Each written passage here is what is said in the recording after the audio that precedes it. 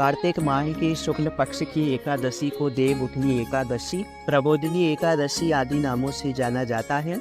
इस दिन श्री हरि विष्णु निद्रा से जागते हैं। देवउठनी एकादशी व्रत कथा। एक राजा के राज्य में सभी लोग एकादशी का व्रत रखते थे। प्रजा तथा नौकर चाकरों से लेकर पशुओं तक को एकादशी के दिन अन्न नहीं दिया जाता था। एक दिन किसी दूसरे राज्य का एक व्यक्ति राजा के पास आकर बोला, महाराज कृपा करके मुझे नौकरी पर रख ले। तब राजा ने उसके सामने एक शर्त रखी, ठीक है रख लेते हैं, किंतु रोज तो तुम्हें खाने को सब कुछ मिलेगा पर एकादशी को अन्न नहीं मिलेगा। उस व्यक्ति ने उस समय हाँ करने पर एकादशी के दिन जब उसे फलाहार का सामान दिया गया तो वह राजा के सामने जाकर गिड़गिड़ाने लगा, महाराज इससे मेरा पेट नहीं भरेगा, मैं भूखा ही मर जाऊंगा, मुझे अन्न दे दो। राजा ने उसे शर्त की बात याद दिलाई पर वह अन्न छोड़ने को राजी नहीं हुआ। तब राजा ने उसे आटा दाल चावल आदि दिए। वह नित्य की तरह नदी पर पहुंचा और स्नान कर भोजन पकाने लगा। जब भोजन बन गया तो वह भगवान को बुलाने लगा, आओ भगवान भोजन तैयार है। उसके बुलाने पर पीताम्बर धारण किए भगवान चतुर्भुज रूप में आ पहुँचे तथा प्रेम से उसके साथ भोजन करने लगे। भोजनादि आदि करके भगवान अंतर ध्यान हो गए तथा वह अपने काम पर चला गया। 15 दिन बाद अगली एकादशी को वह राजा से कहने लगा कि महाराज मुझे दुगना सम्मान दीजिए। उस दिन तो मैं भूखा ही रह गया। राजा ने कारण पूछा तो उसने बताया कि हमारे साथ भगवान भी खाते हैं, इसलिए हम दोनों के लिए सम्मान पूरा नहीं होता। ये सुनकर राजा को बड़ा आश्चर्य हुआ। वह बोला, मैं नहीं मान सकता कि भगवान तुम्हारे साथ खाना खाते हैं। मैं तो इतना व्रत रखता हूँ, पूजा करता हूँ, पर भगवान ने मुझे कभी दर्शन नहीं दिए। राजा की बात सुनकर वह बोला, महाराज यदि विश्वास ना हो तो रात चलकर देख लें। राजा एक पेड़ के पीछे छिपकर बैठ गया। उस व्यक्ति ने भोजन बनाया तथा भगवान को शाम तक पुकारता रहा, परंतु भगवान ना आए। अंत में उसने कहा, हे भगवान यदि आप नहीं आए तो मैं नदी में कूदकर प्राण त्याग दूंगा। लेकिन भगवान नहीं आए। तब वह प्राण त्यागने के उद्देश्य से नदी की तरफ बढ़ा तो प्राण त्यागने का उसका दृढ़ इरादा जान शीघ्र ही भगवान ने प्रकट होकर उसे रोक लिया और साथ बैठकर भोजन करने लगे। खा पीकर वे उसे अपने विमान में बैठाकर अपने धाम ले गए। ये देख राजा ने सोचा कि व्रत उपवास से तब तक कोई फायदा नहीं होता जब तक मन शुद्ध ना हो।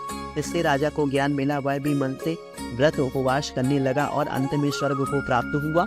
एकादशी व्रत की दूसरी कथा।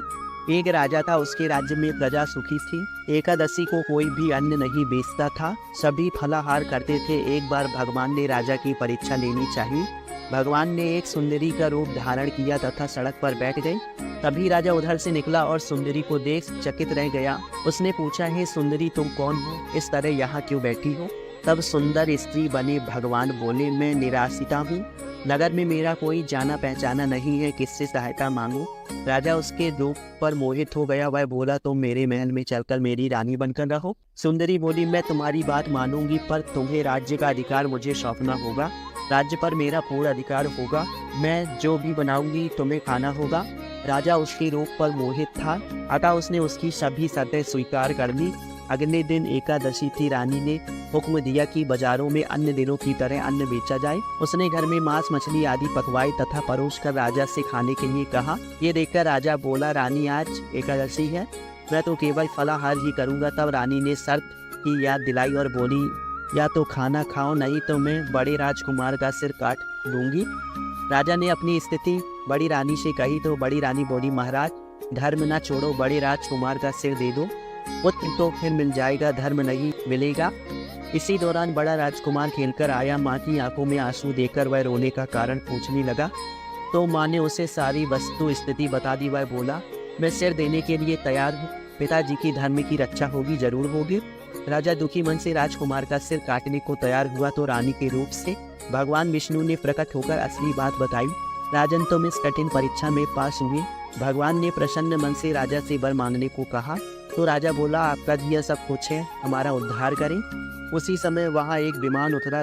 राजा ने अपना राज्य पुत्र को सौंप दिया और विमान में बैठकर परम ध्यान को चला गया। देवउठनी एकादशी की तीसरी कथा। देवउठनी एकादशी की एक प्रमुख कथा शंखासुर नामक राक्षस की है। शंखासुर ने तीनों लोकों में बहुत ही उत्पात मचाया हुआ था। तब सभी देवताओं की आग्रह करने पर भगवान विष्णु ने उस राक्षस से युद्ध किया और ये युद्ध कई वर्षों तक चला। युद्ध में वह असुर मारा गया और इसके बाद भगवान विष्णु विश्राम करने चले